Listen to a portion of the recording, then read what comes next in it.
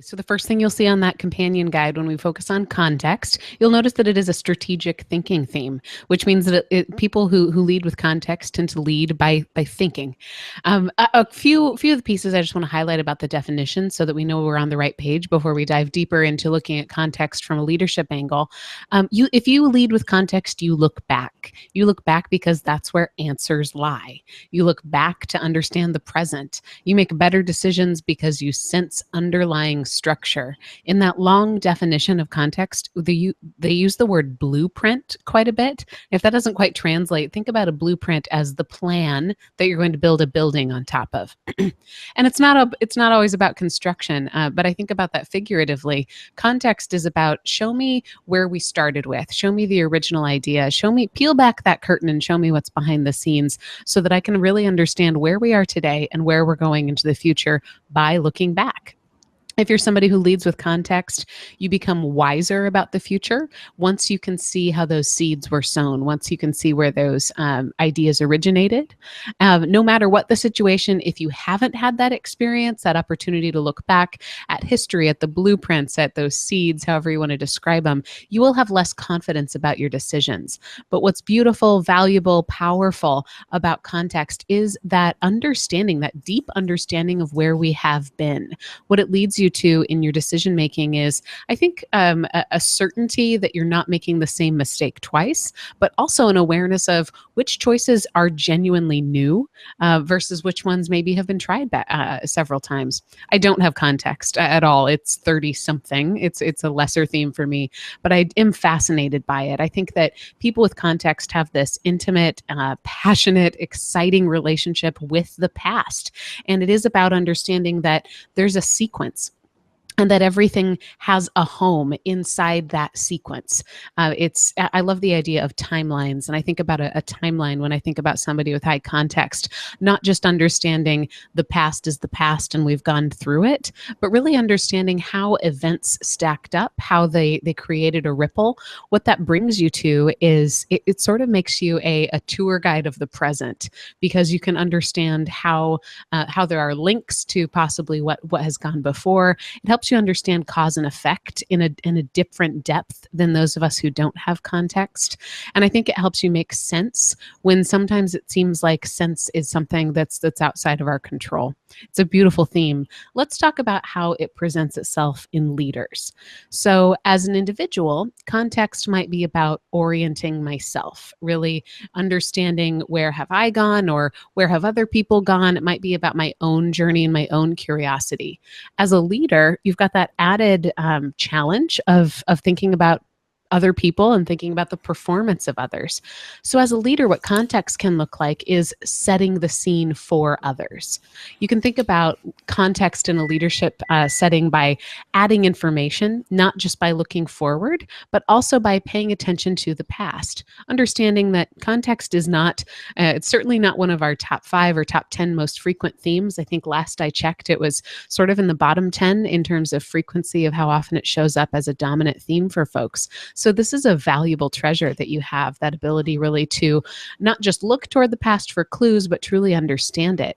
That kind of curiosity can create understanding in all directions, not just what's my next step.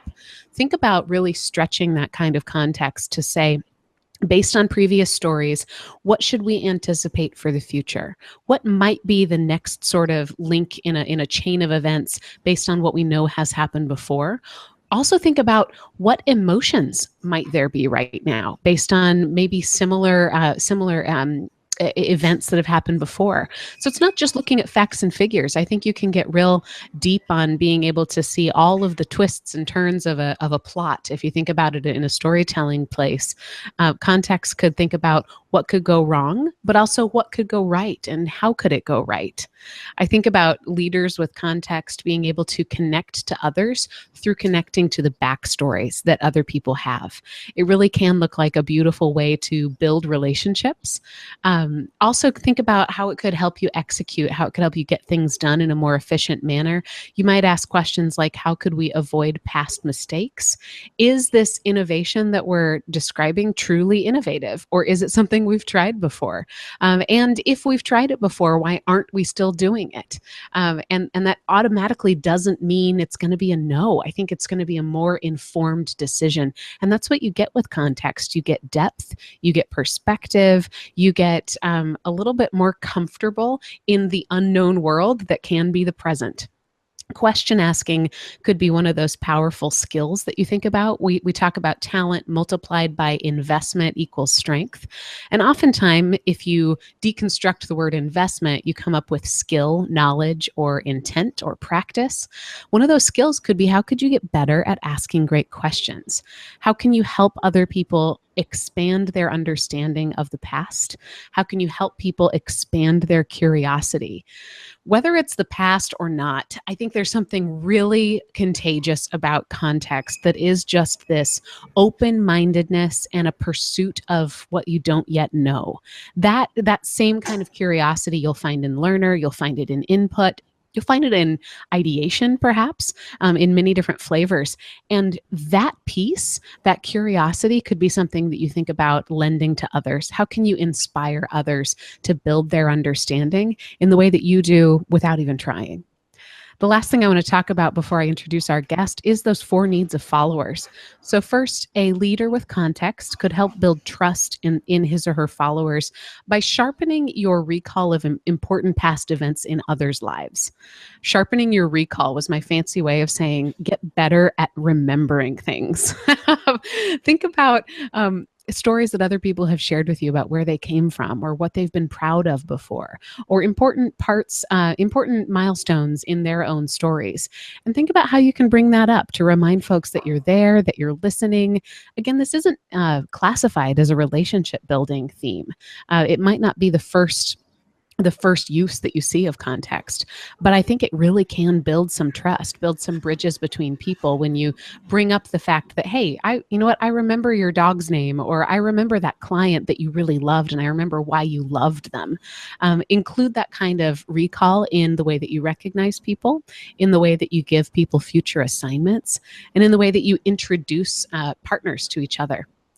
A leader with context might think about building compassion by fine-tuning the ways that you discover personal histories.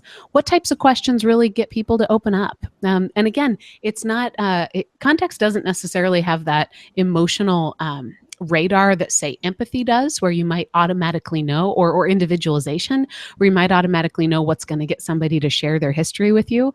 But you can think about it through more of a cognitive lens. Think about, what are those questions that when I ask them at the start of a meeting, or at the beginning of a client engagement, or at a cocktail party, what are the questions where I really hit on some hot buttons? You know you've hit a hot button if somebody's eyes light up when they're talking, or you know you're being a good listener, you've asked a good question when people talk more. So pay attention to that, almost in an academic way. Study the questions that work the best to help reveal people's histories, and then think about incorporating them as a habit. A leader with context might use that theme to provide stability by paying attention to when you feel most stable.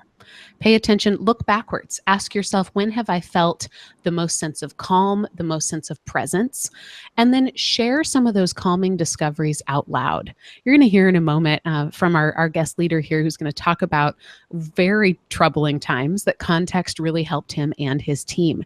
And I think about this as I'm thinking about, how do you create stability? Part of it is that personal reflection of look at when you feel most stable. Chances are with context, it's when you've had a chance to do a little bit of research about the past. I think that you can then bring that into the present by sharing with people what those great discoveries were that brought you that kind of stability. And finally, a leader with context could use that theme to inspire hope. Think of yourself as an orienter to reality. What facts are going to help us know more about where we are today, about where we're going, and about what we should be anticipating? Really, what context can do is it can ground us in where we are right now and help us have a realistic approach of where we're going. I'll be honest, I felt a little bit conflicted. I felt a sense of irony when I was talking about hope and context, because hope is such a future-oriented piece, and context really is about the past. But it didn't take long long for me to think. And I also was watching our season one with Kurt Liesfeld, thinking about his definition of context and how it can work. And it became just crystal clear that having that understanding of not just how things can be sunnier in the future, but that real groundedness of what are we actually facing right now can be an amazingly hopeful experience here. Similar to last week when we talked a little bit about analytical, that ability to bring truth and proof is what analytical would do. What context can do is go one step further, or at least maybe a step in a different direction.